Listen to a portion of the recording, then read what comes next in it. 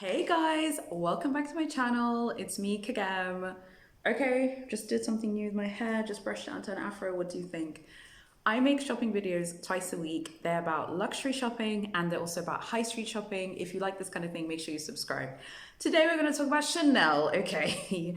Chanel have literally decided that they've made a decision on what kind of thing that they want to do in the upcoming years when it comes to their business. And the bottom line is they are ruthlessly focused on crushing the pre-love market, and they just want to get rid of people who just want to buy one bag here, one bag there. If you want to learn why I have this theory, make sure you watch the whole video to learn a whole lot more. Chanel is known for being notoriously secretive about their business, but all of a sudden, a few years ago, they started secretively uploading their financial reports on their website. Now, I remember hearing about this because I read Bloomberg, and I remember seeing this really juicy article, I have to find it now, where one of the I believe it's the great grandson of Pierre Wertheimer, who is one of Gabrielle Coco Chanel's business partners. So basically, long story short, Chanel's very secretive. The family that is the controlling shareholder of Chanel is the Wertheimer family. So they're two children of Pierre Wertheimer. I beg your pardon. They're two grandsons of Pierre Wertheimer, and their great grandkids now, who I guess are probably my age, like in their late 20s and early 30s. They now play a massive role in Chanel. There's a juicy article in Bloomberg about one of the younger children. He's, I think, early 30s, how he was having a role in Chanel. He'd like uploaded his LinkedIn profile, and then Bloomberg were like, do you want to comment? And then he I don't know, I think he either deleted his LinkedIn profile. He was like, I don't want to comment. They're very, very secretive, but they started uploading their financial results. Why does this matter? I know you're asking me. This matters. Chanel's a private company. It has no obligation to share how much money it makes at all.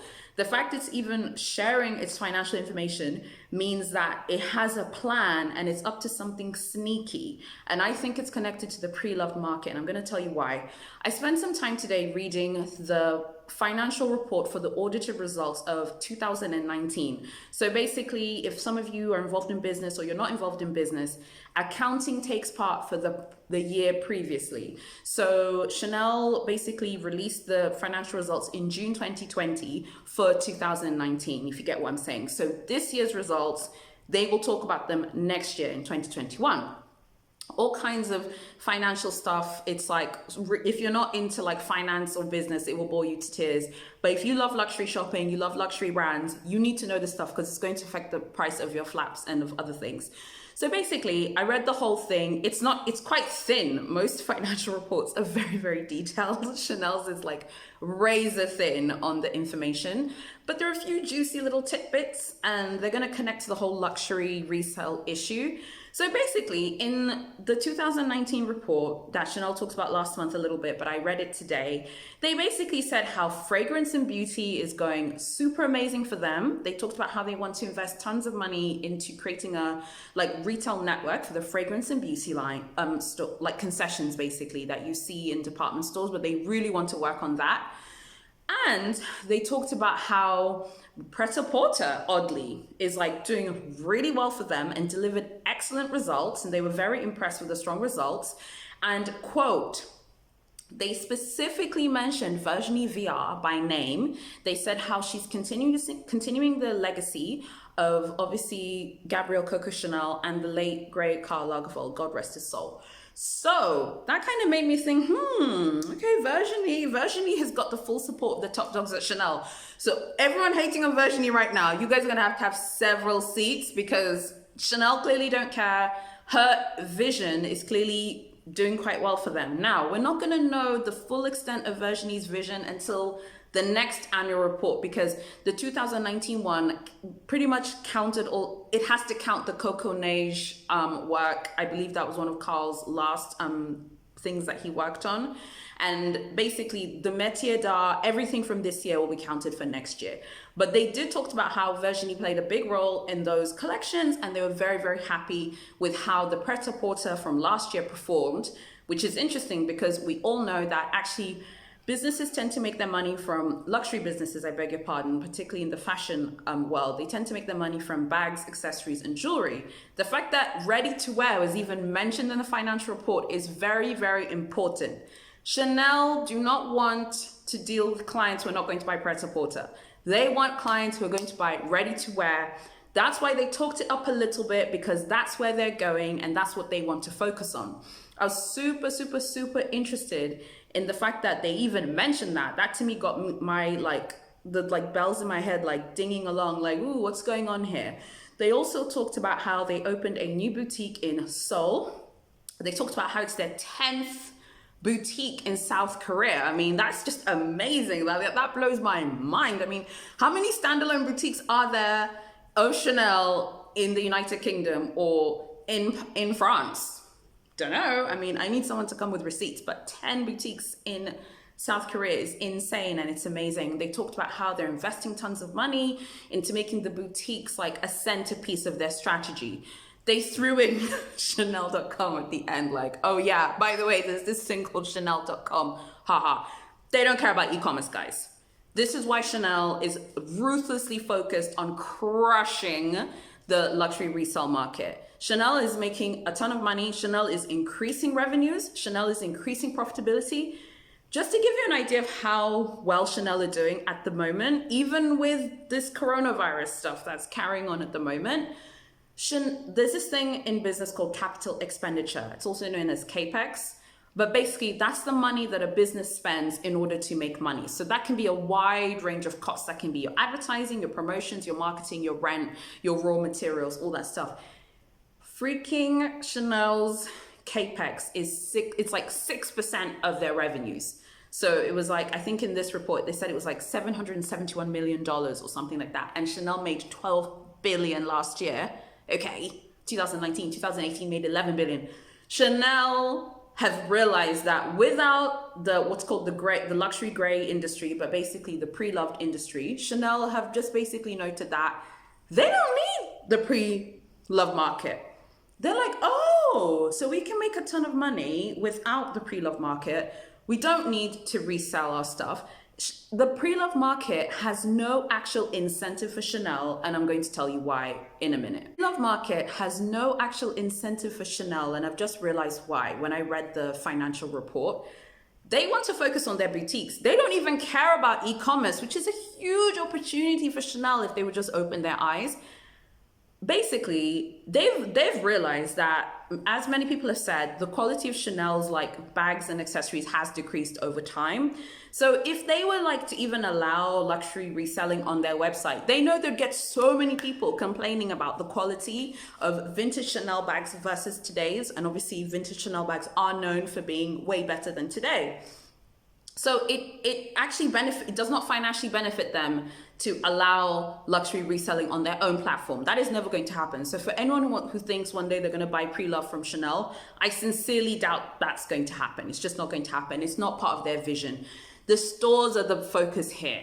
The boutiques are the focus here. They talked about how in a previous annual report, they talked about how they've invested so much in 31 Rue Cambon, the actual flagship store in France, in Paris. They talked about how much they've invested in augmented reality and how it's like basically the image and everything that Chanel is in the flagship boutique in Paris. So e-commerce doesn't matter to them. They don't want to do luxury reselling. And I think Chanel are becoming more public with their finances, with their business strategy, because they are coming for the luxury resale market, guys. They're coming. They want you to know they're coming, and they're going to crush it as often as they can. Now, there's a really interesting article linked in the Fashion Laws blog, and I will also link it in the description below. They talked about how their efforts to curb, I love this word that he used, one of the execs from Chanel, to curb the like gray market have been going quite well. I'm not a lawyer, my younger sister's a lawyer, so I might have to ask her about this, but I do know a little bit about copyright and IP because I've also dealt with some of that stuff for my business. I own a trademark in Tanzania for a brand that basically I was going to launch, and I own a trademark to a word in English in Tanzania. Now, I know that means anyone who wants to use that trademark in Tanzania, you can't do that without me. So there are a lot of IP issues here, copyright issues here. Who owns the trademark to the double CC interlocking logo? Chanel does, obviously. That's their IP. So I think with the gray market, it's not just the fact that Chanel feel like it's stealing like money from them. Obviously, that's the key thing, because they feel like, well, hold on, we're not being paid for that sale, and that's our product, and that's our IP. That's how they're thinking, because they're just so corporate and focused on the money. I think that Chanel want to control the entire shopping process with anything that's involved with their product. That's why it's like so hard. Even buying Chanel beauty products online, it's not that easy. It's become a bit easier in recent years, but it hasn't always been that easy. So I think that Chanel basically have decided that they're done with dealing and even thinking about the whole luxury resale thing. They have no interest in it. They don't care. And if they could have it their way, they would crush it so it never exists. I'm trying to think, if I'm a top dog at Chanel, what am I thinking? If I'm seeing people selling flaps and all these types of things, I'm thinking, hold on, wait, you need to cut me a check. That's how the powers that be at Chanel are thinking. But at the same time, as someone who loves luxury shopping, I completely understand that the price increase is out of control, which brings up the price increases. Chanel doesn't reference the price increases this time, but they just reference how much money they're making by region. They talk about the Asia Pacific, which is obviously China, Vietnam, all those other fabulous Asian countries. They talk about the Americas, and also talk about Europe. Interestingly enough, Asia is where it's at. No surprise there. Their sales are like, I think it's like 14% increase or 14%, something like that. They're doing phenomenal in Asia. The Americas, it wasn't as high as I thought, which is super interesting that Chanel are really making their money in the Asia Pacific region and in Europe. So that kind of raises an interesting question of, where is Chanel going for the future? Why does Chanel not want to open up to the whole luxury resale world? I've already talked about why they're not going to do it. I just genuinely think Chanel are like, whoa, we're still making tons of money, and we don't have to flog old things from the 90s or old bags from the 80s or things like that. Why should we get involved in that? Or even old bags from previous collections. They're like, we can just continuously create new products for our clients. And the benefit for them, I think this is what they're thinking as business people. They're thinking, well, why should we sell old stuff when we can sell new stuff and make way more money, basically? That's what they're thinking. All of this boils down to money, to profits, to revenue. So what does this mean for you? Do I think that Chanel can kill the luxury reselling industry? No, it's too late for that. You know, Chanel would be clever and be like, hey guys, like, we're going to join in too. But they're like, no, we're not doing that. We're doing things our way. You can tell from the Chanel does not care, from the fact even in this annual report, like their website gets like a sentence at the end when they're talking about the boutiques and how, oh guys, we've like launched our like 10th boutique in Seoul, South Korea. Oh, by the way, we have this thing called a website. I mean, they don't care. Chanel does not care, okay? So I think the biggest thing to understand here, if you love Chanel and you are so passionate about it, Chanel does not care about you if you buy pre-loved. Chanel, frankly, doesn't want you in the game if you buy pre-loved. That is why they have 2 price increases a year. Reading these reports, they're doing 2 price increases a year to decrease the amount of people who are coming to the boutiques to buy to resell. So, for example, buying to resell and then reselling in another currency and making money off the currency fluctuation. That is why they have 2 price increases a year.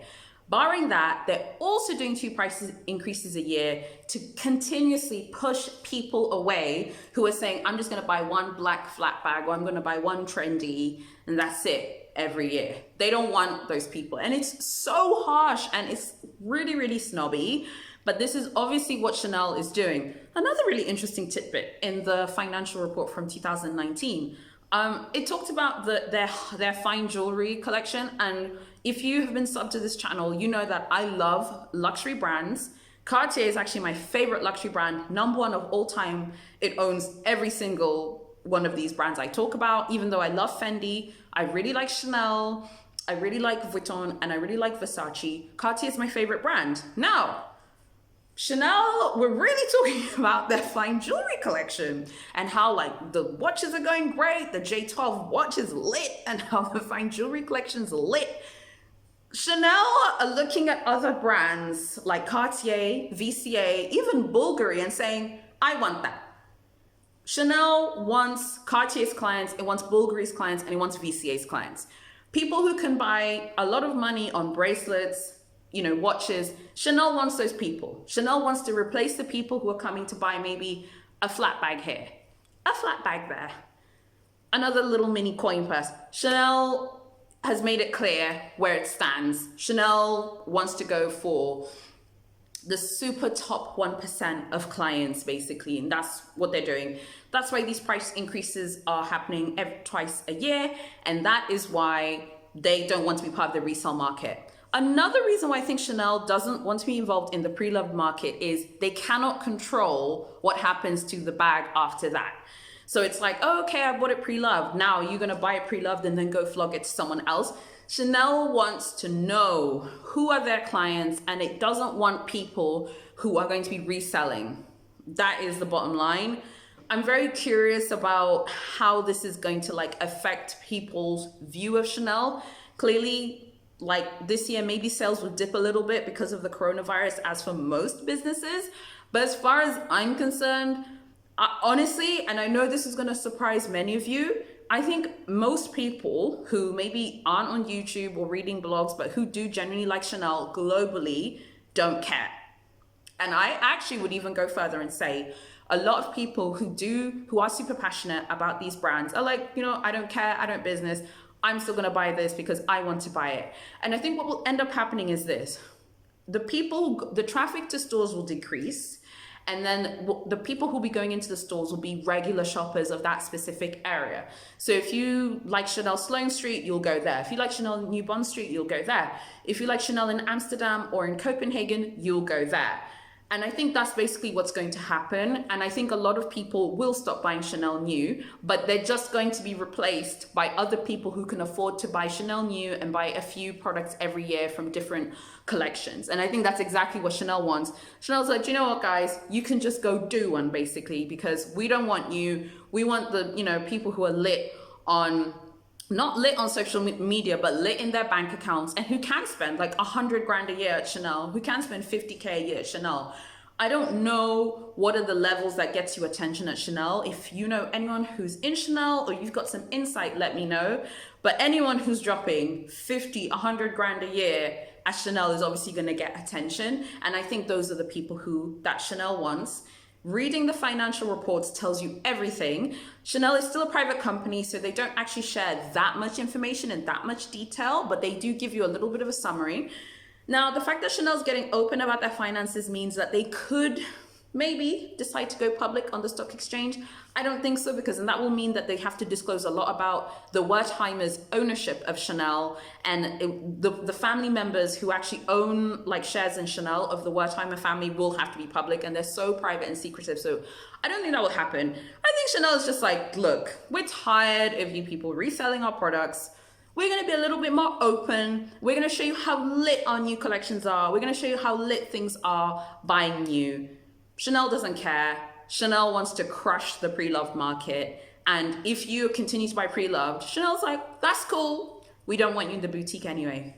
If you like this video, make sure that you like this video. Make sure you subscribe to my channel. Like I said, I do 2 videos a week. Sometimes I sprinkle one in there as well. I was doing 3 videos a week before, but I got so busy at the office, so I needed to decrease my frequency. 2 videos a week. They're always about shopping all of the time. Make sure you subscribe to my channel, and I'll see you in my next video. Bye.